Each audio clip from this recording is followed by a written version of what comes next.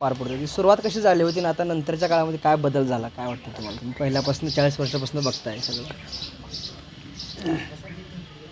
मी केशव सूर्यवंशी उंडरगाव, तालुका लोहारा, जिल्हा धाराशिव बोलतो.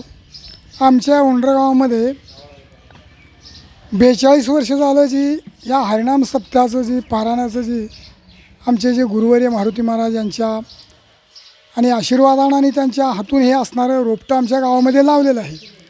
तरी त्यांची जी असणारी परंपरा आजपर्यंत अतिशय असणाऱ्या आनंदाच्या भरामध्ये सर्व असणारे गावकरी मंडळ, सर्व असणारे गावातील लहान थोर मंडळी या असणाऱ्या आणि कार्यक्रमामध्ये सामील होऊन हा जो असणारा ज्ञानसोहळा, जो असणारा हा पारायण अतिशय आनंदाने आणि या गावामध्ये चाललेला आहे. एवढंच मी बोलून. तुम्ही काय सांगाल सगळ्या परंपरेबद्दल? की एवढेशे रोप लाविल्याद्वारे आणि त्याचा वेलू गेला गगनावरी. संत मारुती महाराज यांच्या कृपा आशीर्वादाने, कारण का हा सोहळा तुमच्या आशीर्वादाने, माता पित्याच्या आशीर्वादाने एकदम आनंदात पार पडत आहे.